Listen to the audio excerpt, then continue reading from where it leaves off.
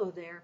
It's May the 14th, still in a quarantine situation, social distancing and all of that.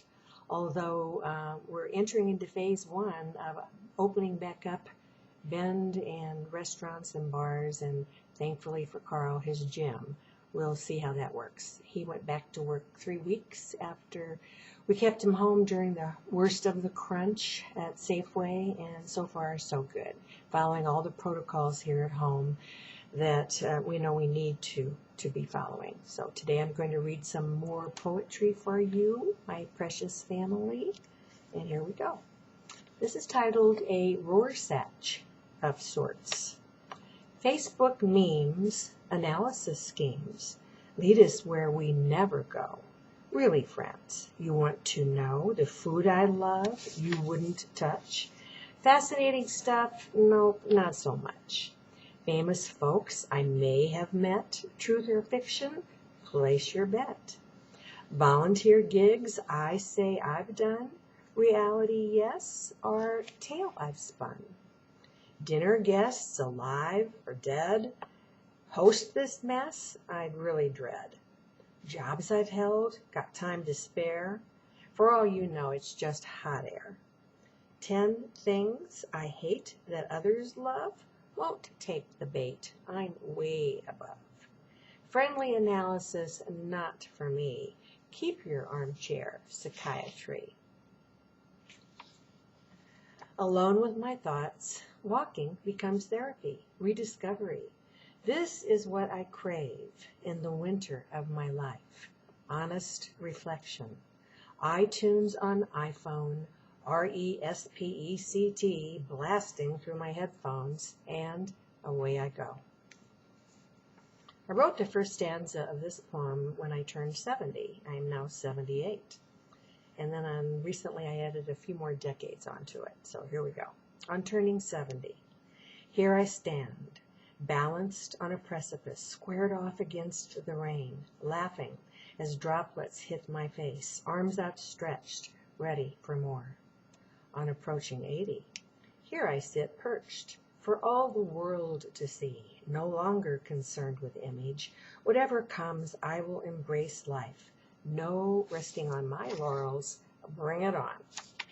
Working the 90s, taking the stage, ready for my close-up. Nope, haven't lost it.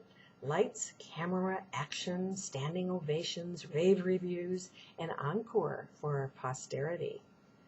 When I turn 100, still here, might be in a wheelchair or behind one of those fancy walkers, simply happy to be alive, still laughing, arms outstretched, hoping you see the me that was, that is.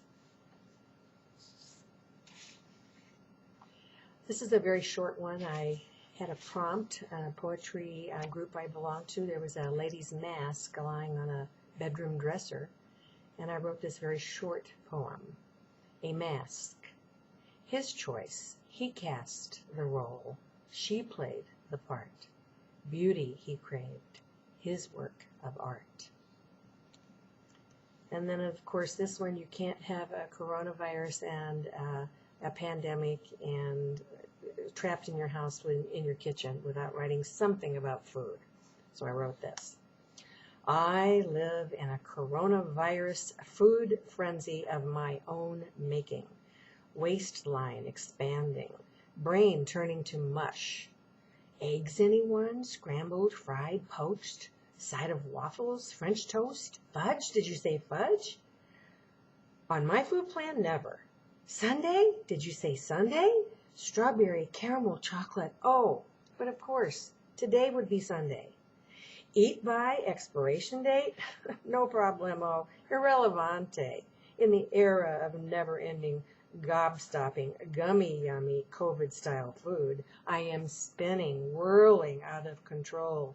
Closer, closer to that to that donut hole. And then we had another prompt about writing a poem that you're motivated by street art, pandemic street art, of which there is much throughout this country and around the world. So I wrote about New Orleans, a place I love. Carl and I were there in January just recently.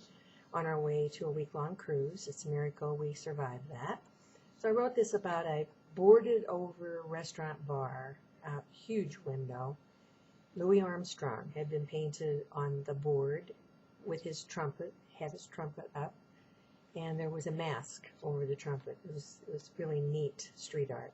So, excited, headed to New Orleans for the jazz, vibe, esprit de corps, impromptu parades, dancers, high-stepping, strutting, gyrating, cutting loose.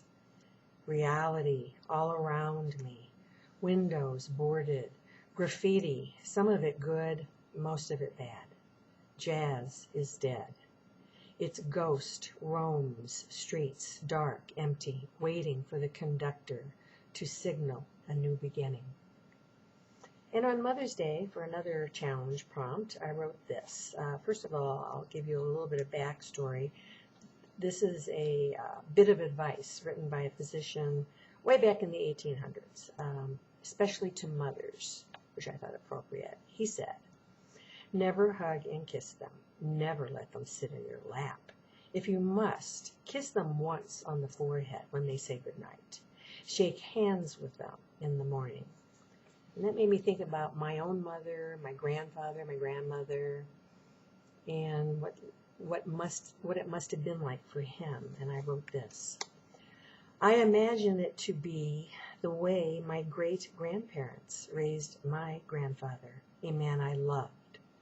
A man that as a child I thought distant, emotions held firmly in check, fifth of whiskey locked in the glove box of his pickup. Spare the rod, spoil the child. The way it was, my grandmother, soft and roly-poly, whistling in the kitchen over biscuits, ready for the wood stove. No fool she knew how to handle him, how to insulate her family from the worst of him.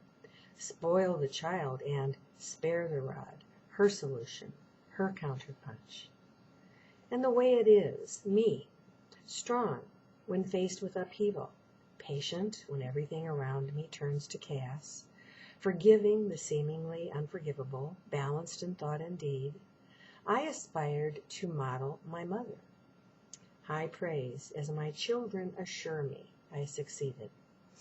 And that's the way my mommy was. Last poem for the day. We wore our lies. We wore them well. Careful not to expose the dark underbelly of who we were. Lies of omission, lies of commission. We wore our lies. We wore them well. We donned the clothes. We played our parts. We spun the myths from strands of gold. Deceit, our cloak. Pseudo disguise. We wore our lies. We wore them well. Kind of a dark note to end on. It's kind of a beautiful sunshiny day outside. I love you guys. I'll see you probably in a few more months after maybe hopefully the worst of this has ended. Let's hope. Bye for now.